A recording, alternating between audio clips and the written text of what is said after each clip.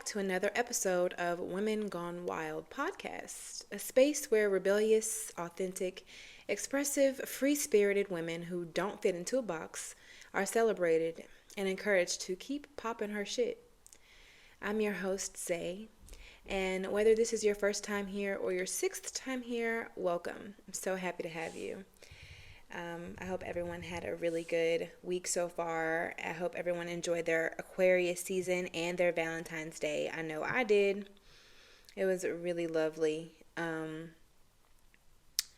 used to not really care about Valentine's Day just because I convinced myself that I didn't really, want anything. But that's because I wasn't getting anything, okay?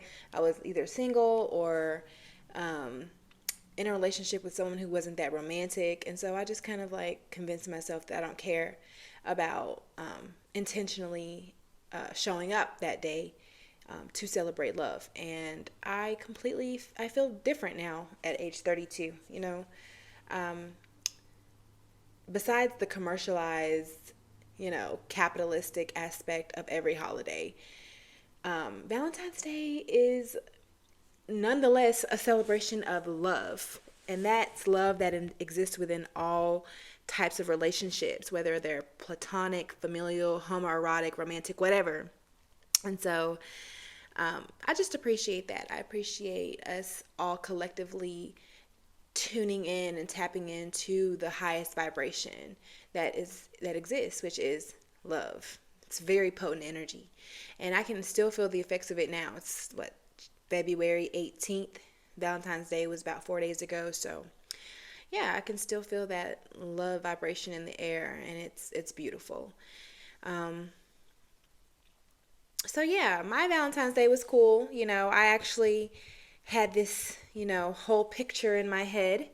I'll go ahead and explain it to you. If you have time, you might want to grab some wine or some herbs, lay back and listen to this, because this is good, okay? This is what I pictured for Valentine's Day, right? So I was going to be picked up from my home in a fancy black truck, and I'm meeting my lover for a private dinner, dressed in a trench coat and heels, sexy, brand new lingerie underneath, red lipstick, hair down, nails freshly done, tipsy off of top shelf liquor, but smelling like expensive perfume. My lover greets me with a firm, loving kiss and gifts me a bouquet of roses bigger than me. We enjoy a nice dinner, looking into each other's eyes and affirming our love for one another.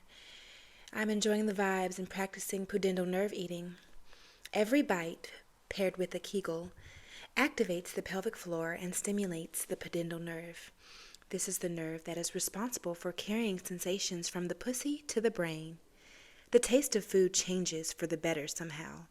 I slow down to savor each bite, creating an extremely pleasurable and erotic dating experience. My date treats me like a lady all night until we get back to his place, where he completely sluts me out. Foreplay begins with ropes, a paddle, cuffs, a collar, and a leash. We fuck each other's brains out and end the night with soft cuddles and gentle kisses.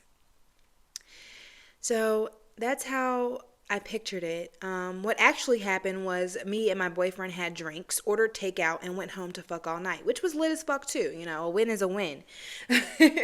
I wore leggings. It wasn't that big of a deal, right? But I still had a good time. And if, in case anyone gives a shit, I actually looked up some information on the history of Valentine's Day. Okay, it originated as a pagan holiday, which many of the shit that we celebrate, most of the shit that we celebrate in America is pagan, but whatever, that's neither here nor there. So this celebration was called the Feast of Lupercalia. Please forgive me if I'm pronouncing that wrong. Which was basically a lit-ass party where Roman men and women got drunk as fuck and hooked up. So this was basically a rite of passage or a ritual for fertility. It's a fertility ritual that involved wine. So yeah, niggas was getting drunk and having sex. So the Christians took the Feast of Lupercalia and made it something a little bit more wholesome. Instead of it being about fucking and breeding, it became more about love and romance. And so that's one story. Another story says that the celebration of Valentine's Day was established to honor a martyr named Saint Valentine. He was a Roman soldier who spoke up against a law saying that they couldn't get married. And they sent his ass straight to the guillotine. So, yeah, I guess he deserves his flowers for speaking out in the name of love. And then there's also a little source that says that Valentine's Day may have been an entirely fictional concept, which didn't get introduced until some French poet named Geoffrey Chaucer wrote his poems called Parliament of Fools and The Complaint of Mars in the late 14th century. So, yeah, we don't really know how Valentine's Day came about. All we know is we are celebrating love. We're celebrating love in all forms, whether it's platonic, familial, romantic, the love that you have with your pet. It doesn't matter. Okay. Self-love. It's really important.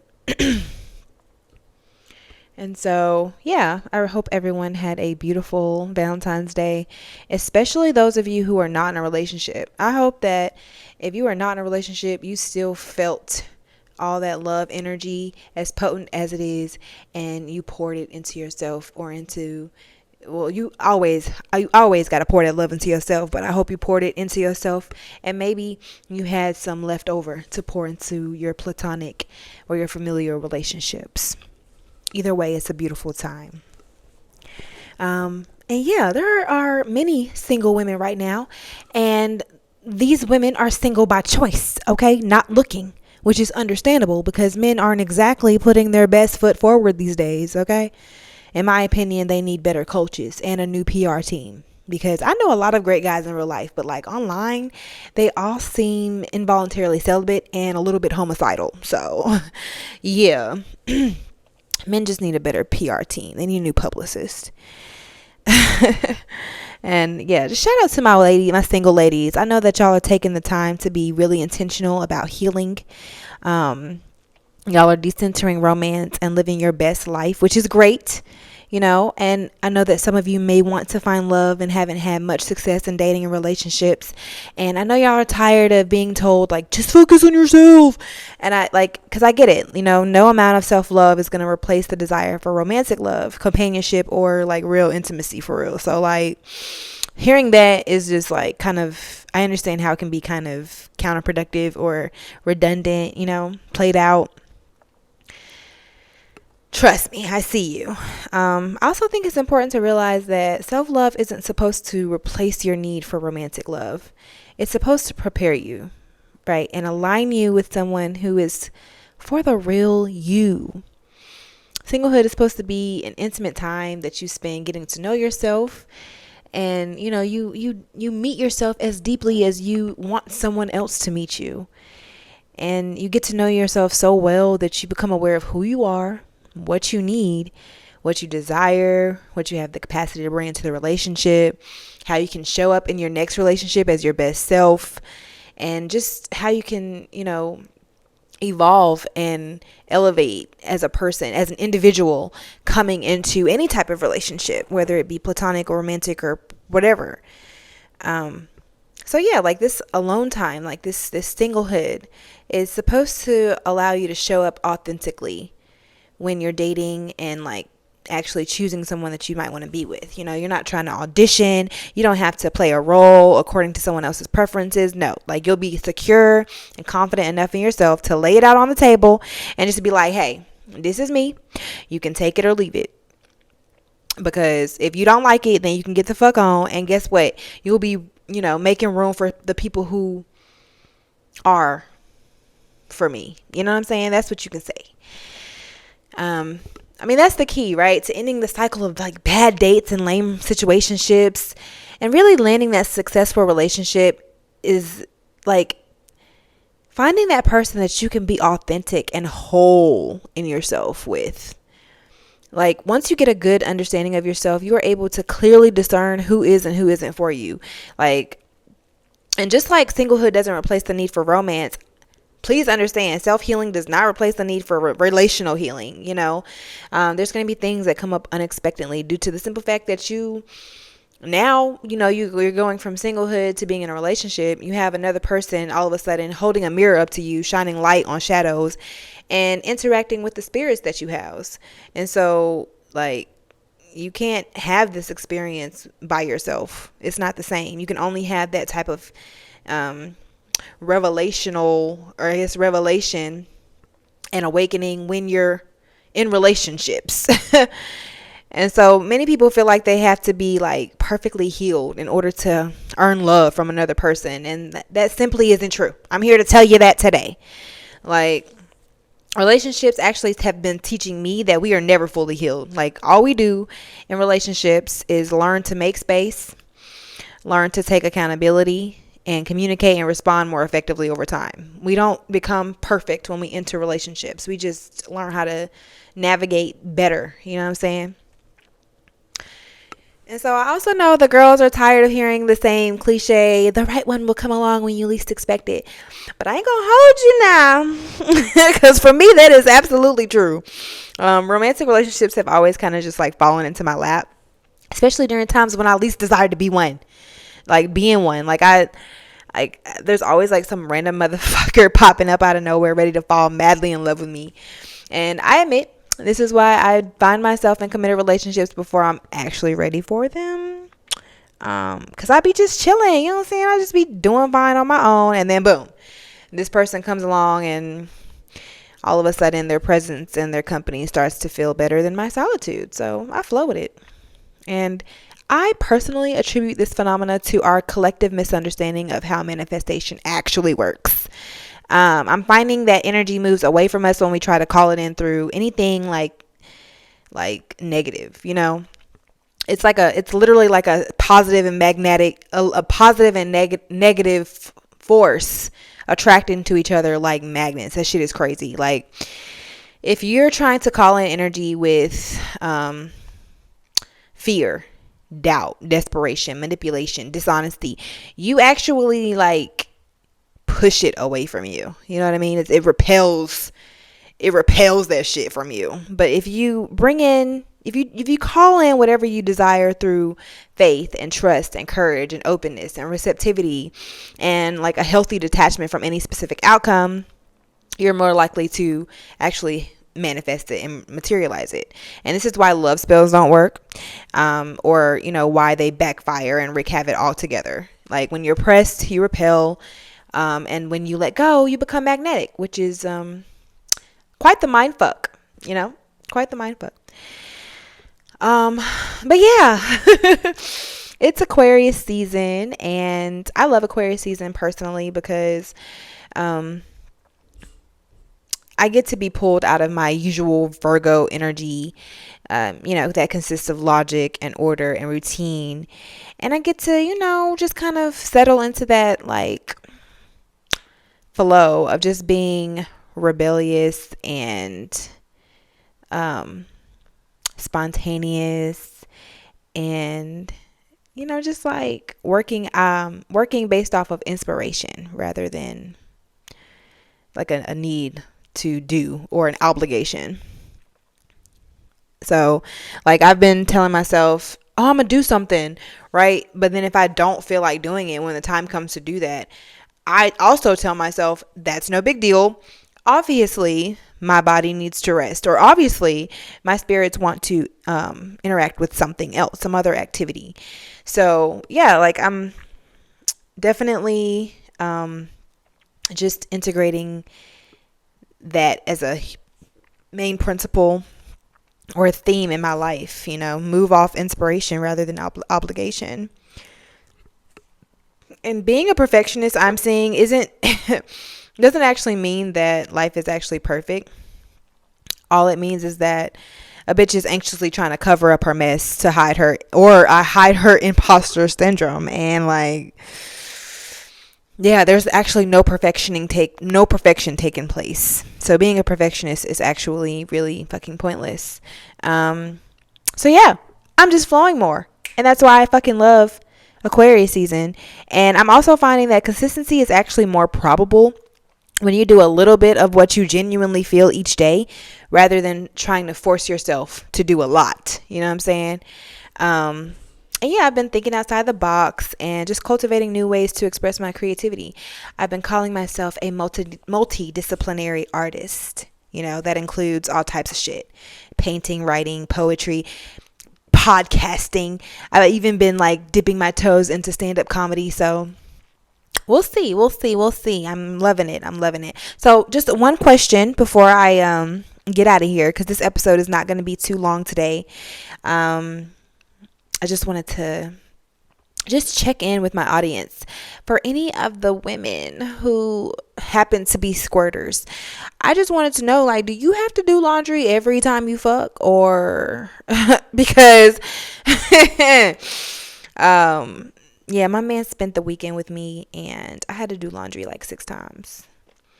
And this isn't to say that I don't have like multiple sets of sheets. That's exactly what I'm saying, is that I had to do laundry multiple times, because even though I have multiple sets of sheets, like, a bitch needs a tarp, okay? And I'm wondering, does anybody else have this problem? Like, what y'all be doing? Do y'all just fuck on the floor? Just squirters. Just tell me what you do to contain this thing, you know? I'm happy that my man brings me the water, but I need to be able to not have such a mess after. So yeah, I'm a demisexual. In case you guys don't know what that is, that's I don't come unless I can cry in front of you and feel safe.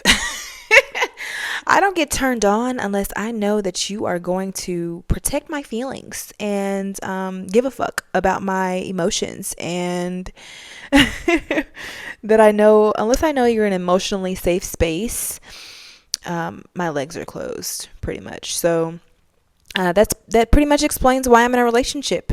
Because my boyfriend is very loving and very emotionally supportive and intelligent. But yeah, demisexual over here. And so I remember when I first, I'm very much into the BDSM lifestyle and the kink lifestyle and all that. So just as a disclaimer, but back in the day, like, I guess not back in the day, but at first when I was introduced to the BDSM lifestyle, I was like really intrigued by it, right? But like really intrigued, really interested, really invested and fascinated, but I didn't feel safe playing, quote unquote, with like just anybody, you know what I mean? And so I decided that I was going to return back and really dip my feet into the BDSM lifestyle when I had a partner who I knew I could trust and who was like open and receptive to new experiences. Like, this demisexuality, because of the demisexuality, I know for sure that my partner is the one that I can explore my deepest, darkest realms with, you know what I'm saying? So I'm just excited to get back into that scene. So if you're in Atlanta, okay, listen up. If you're in Atlanta or even North Carolina, South Carolina, please let me know if you are hosting, attending, you know about, promoting, whatever, a kink party. And please do not send me no ratchet ass shit, okay? I need to be somewhere where consent is the main thing, you know what I'm saying? And, you know, safety, and like people have been vetted and people have good reputations, okay? I'm not trying to be in no crazy ass predicaments. Or, you know, I'm not trying to have my partner in no crazy ass predicaments either. You know what I'm saying? I want a very nice, elegant, sultry, and sexy ass experience. Okay? But I don't want no vanilla shit. Okay? So if you understand Virgo energy and Scorpio energy, just picture that and send me an invite, okay? Send me an invite. So anyways, I just wanted to share this little tidbit with you guys because I thought it was so funny.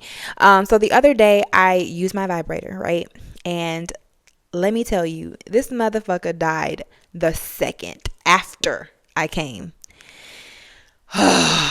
And you don't understand how blessed and highly favored I felt in that moment. Like, if my mind had been focused on anything other than that nut, I would have been shit out of luck because that motherfucker died and I would have had to pause everything in order to charge up. So I'm just happy to be one of God's favorites, and I'm thankful for divine timing and pussy magic put together. But yeah, that's all I have for you guys today. I appreciate you for tuning in to another episode of Women Gone Wild. You can find me now. You can find me everywhere that podcasts are available. Apple Music, Spotify, all the things, right? And if you're interested in tapping into my socials, you can follow me on Instagram at zajavuu. That's ZAJAVUU. From there, I have links to my other projects. I have my YouTube channel linked there. I also have my Etsy store where you can purchase some visual art, decorate your place, and support a Black artist. Thank you very much. And yeah, just tap in with me. I look forward to really connecting with my audience, or not even my audience. I don't even want to call y'all audience. That feels crazy. That feels absolutely crazy, especially since only 10 of y'all be listening to me right now. Right? I just want to connect. I want to create community. I feel like anybody who sits and listens to me talk for even 20 minutes is a part of my community. Okay. So if you're a tribe, please tap in. Okay. Send me a message, leave me a comment, whatever, share my page, and all that good stuff. I really appreciate y'all for supporting me. I love you guys, and I'll see you next time. Peace.